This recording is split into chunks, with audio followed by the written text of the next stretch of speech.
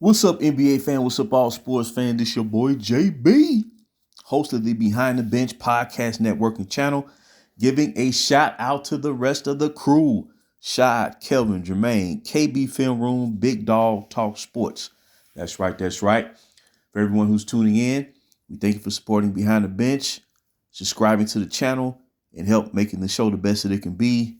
Man, let's get right to it. Let's get right to it. As they said back in the day, the NBA is fantastic and why we love this game. And these playoffs have shown a lot. And as I constantly allude to, you cannot build anything substantial without the presence of young talent on your team. Yes, you do need veteranship, but you need that young talent to contribute. And we're seeing it throughout these playoffs. In particular, the Western Conference Finals, where the Dallas Mavericks have taken a commanding 3-0 lead versus the Minnesota Timberwolves as they win tonight at home by the score of 116 to 107. And all I can say is, when I look at the Dallas Mavericks and Minnesota Timberwolves, they have had a tremendous season. They clearly improved this year. You can see it begin to take shape when they re-signed Nas Reed during free agency. And if I'm not mistaken, Nas may have been the first free agent to officially sign a contract. And I'm so glad that he decided to return back to the team he started his career with.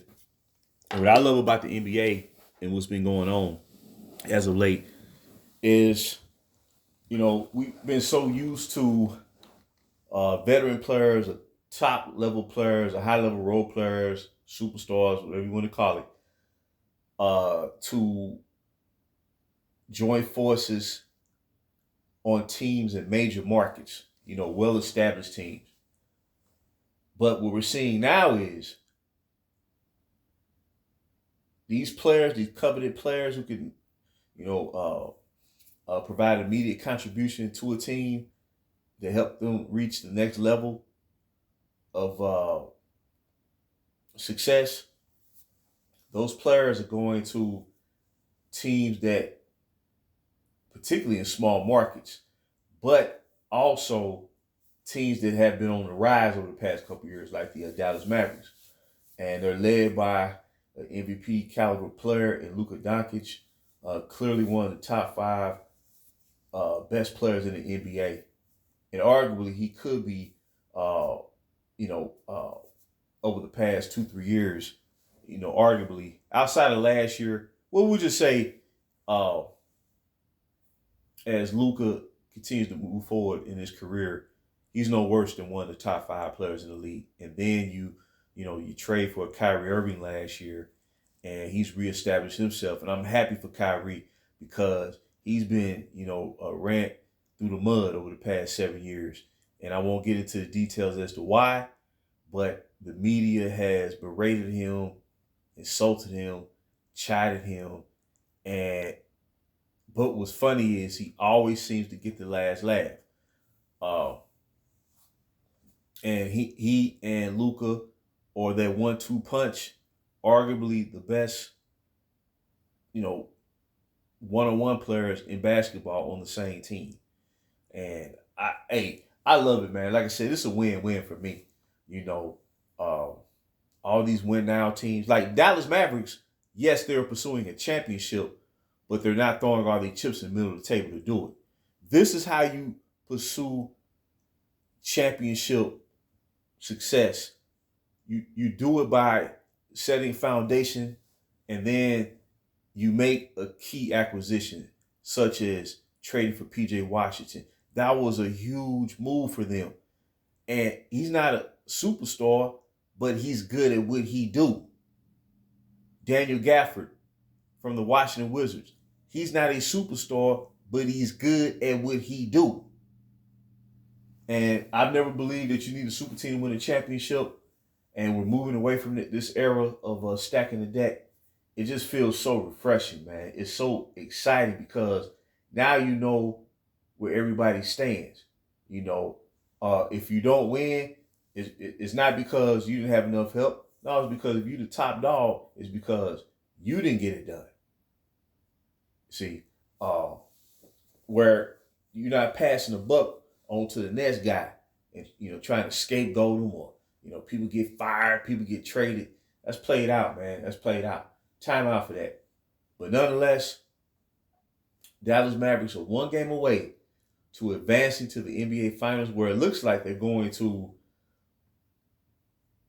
play against the Boston Celtics, who are also up 3-0 in their series versus the Indiana Pacers in the Eastern Conference Finals. And Indiana Pacers, they went farther than what most people would expect. But when you don't sell yourself short, you tend to exceed expectations. But when you sell yourself short, you may get a fleeting moment in time, but it's not going to last. It's not going to resonate. It won't stand the test of time. But I'm going to use Dallas. Let Dallas win a championship. Luka wins his first championship. Kyrie Irving wins a championship in Dallas. That is going to resonate with basketball fans. Even if you're not a fan of the Dallas Mavericks, it's going to resonate just like it did back in 2011 when Dirk Nowitzki led the Mavericks to their first ever NBA World Championship. And when when a star player is truly leading this team, because if he winds up winning the championship, it resonates more. Because that player that cut no corners, and shortcut the game. But like I said, it's a win-win for me. And Dallas is, down the stretch of these games in the fourth quarter, you see where Luka and Kyrie,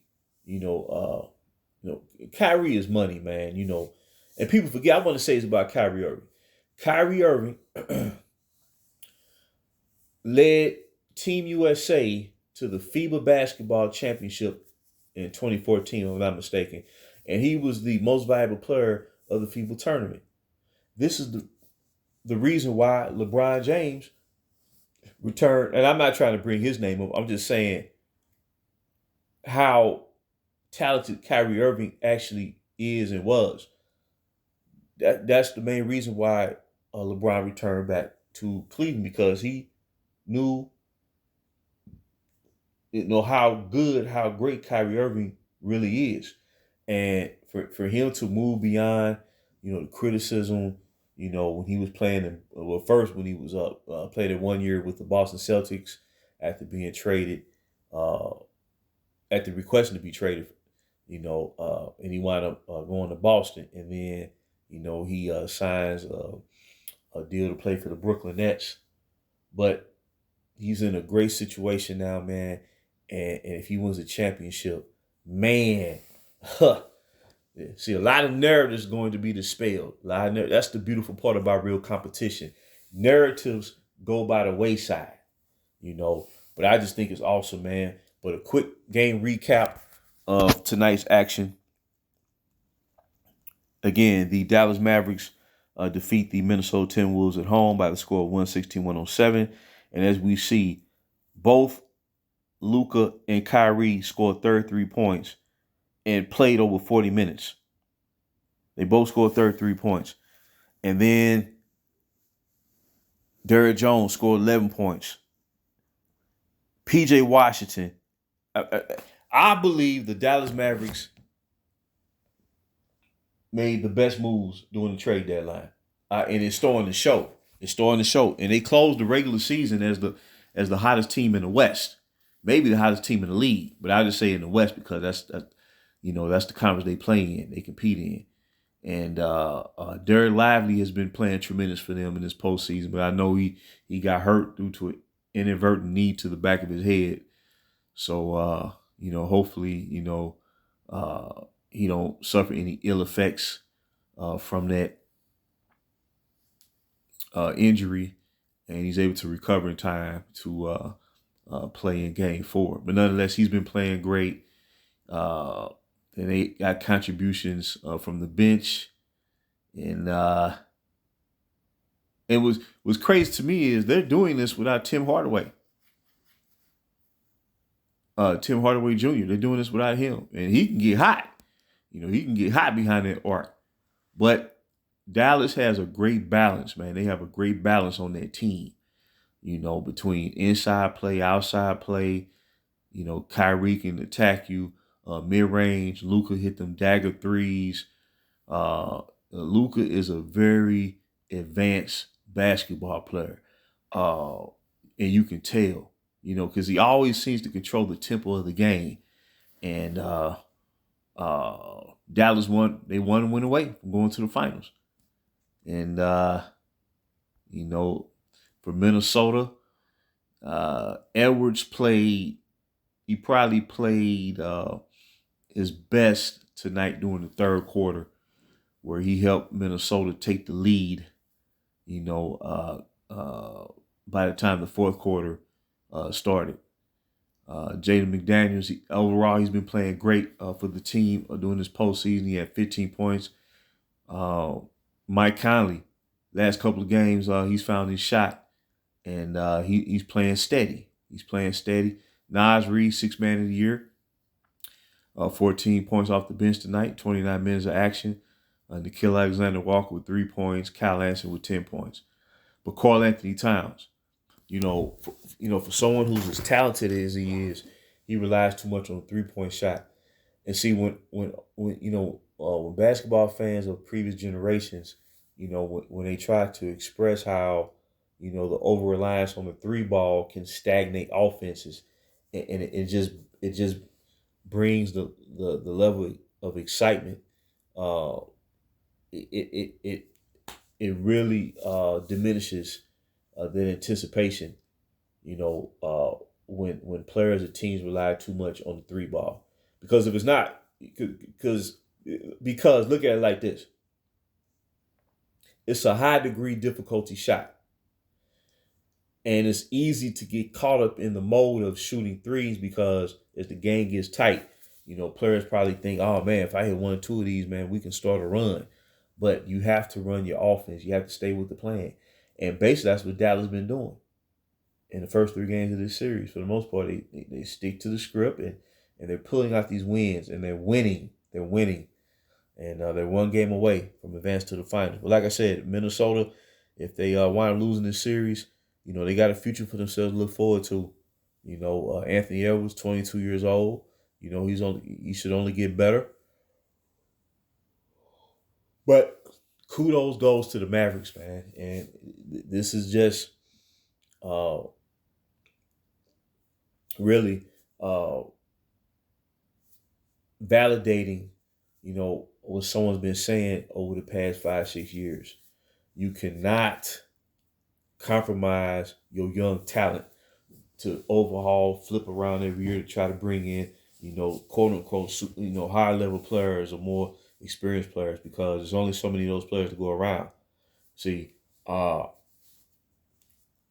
you wind up drafting more players through the natural process of team building than you do always trying to hit the home run, trying to bring in this superstar, that superstar. But to do it, you have to mortgage so much of your future off to where, when you really think about it, you rolling the dice and 2-1, you're not gonna win anyway because you ain't supposed to be doing that.